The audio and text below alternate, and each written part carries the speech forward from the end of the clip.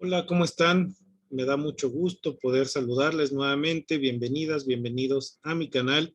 y en particular a esta lista de reproducción de la cuestión social en México. En esta ocasión quise comentar respecto del delito de la extorsión, uno de los delitos que en mayor medida se cometen en el país y que cada vez tiene mayores formas, hay mayor diversidad de modalidades en las cuales se comete. Recordemos que es un delito tipificado en el Código Penal Federal, pero también en diferentes códigos penales estatales. Este delito lo que se tipifica es una conducta en la cual alguien solicita dinero para sí o para una tercera persona, o bien conmina a hacer o dejar hacer algo para su beneficio o el de una tercera persona a una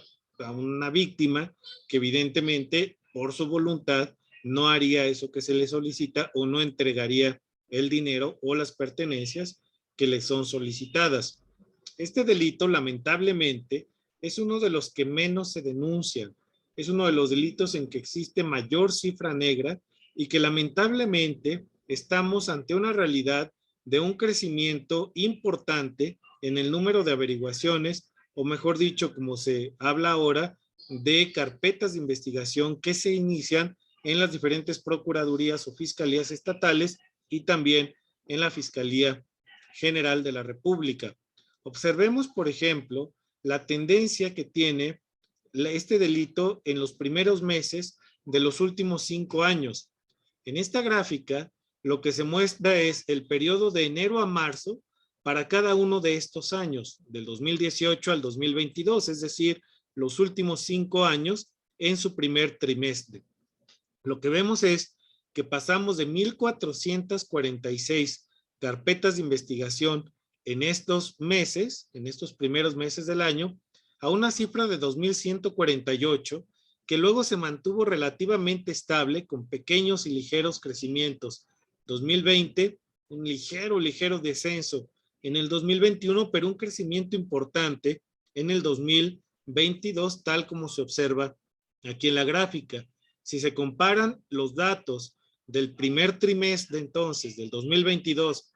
frente al primer trimestre de 2018, es decir, hace 5 años, lo que se tiene es un crecimiento de poco más del 60% en el número de carpetas de investigación que se inician por este delito. Recordemos pues que se trata de un crimen que se comete de manera soterrada en muchas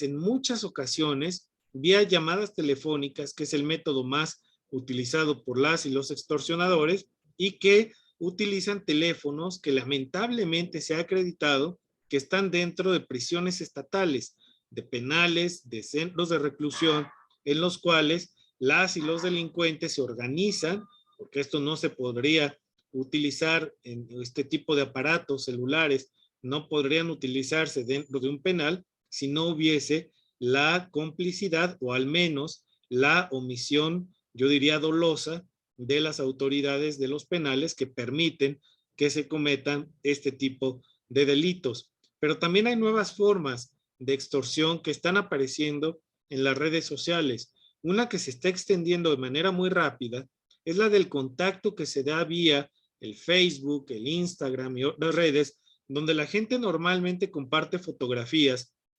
y mujeres aparentemente muy atractivas, o mejor dicho, perfiles que suben imágenes de mujeres que responden a los estereotipos de belleza que están vigentes en nuestra sociedad, lo mismo de hombres, contactan a mujeres y hombres, vía esto van generando charlas que van generando cierta confianza y llega un momento en que comentan o se comenta que se tienen problemas económicos, que esos problemas les tienen al borde de una crisis mayúscula y solicitan dinero a las personas con quienes han tenido contacto. Una vez que las personas acceden a entregar esos recursos, les bloquean y desaparecen simplemente sin dejar huella, dejando a la gente evidentemente con un daño a su patrimonio. También existe la modalidad en redes sociales igual, en donde solicitan, van generando esta confianza de la que hablo y solicitan imágenes, videos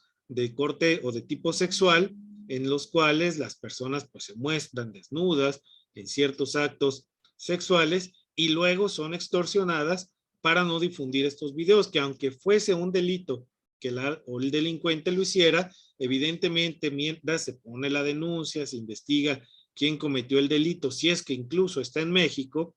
pasa mucho tiempo y mientras, evidentemente, la afectación a la persona, a la víctima, ya se cometió. Entonces, estamos viendo un crecimiento expansivo de este tipo de delitos y que en el 2022 tiene un particular crecimiento. Vale la pena también recordar, y es importante dar este otro dato. El INEGI, a partir de la Encuesta Nacional de Victimización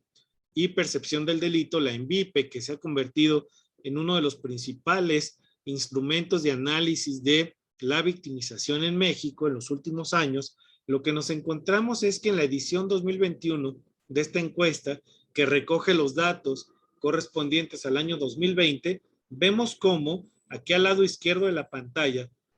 el delito de la extorsión es el que menos se denuncia de todos los delitos considerados de alto impacto y que están incorporados en esta gráfica. Como se puede observar, solamente el 3.8% de todos los delitos que las víctimas reportan haber sufrido se denuncian ante una autoridad, es decir, de cada 100 delitos de extorsión que se cometen, únicamente en 4 de ellos las víctimas acuden a una autoridad para poner la denuncia correspondiente. Sin embargo, no en todos los casos proceden estas denuncias. ¿Por qué? Pues porque no se tiene la grabación, no se registró el teléfono o por indolencia también de las autoridades. Hay muchos casos en los cuales las víctimas refieren que la autoridad es la que les solicita que ellos tramiten ante las compañías telefónicas las llamadas, las sábanas dichosas de las llamadas,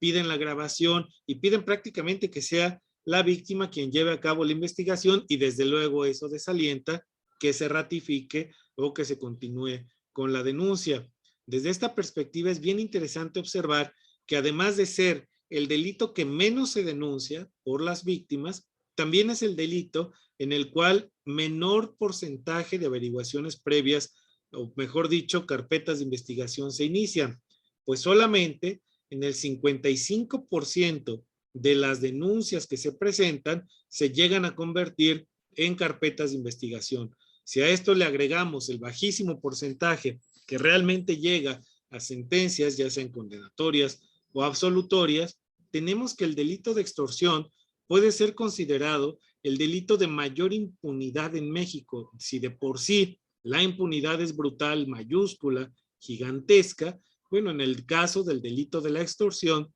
estamos ante fundamentalmente el delito preferido por la delincuencia para salir impunes y para no tener ninguna consecuencia. Evidentemente urge que se haga mucho más. Se ha presentado una nueva iniciativa de ley para tipificar con mayores penas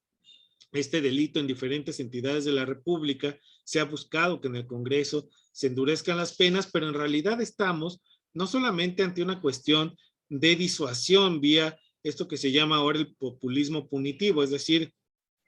imponer penas muy severas a las personas que cometen los delitos, pero lo que tenemos, como se ve en los datos, es un grave problema de ineficacia institucional,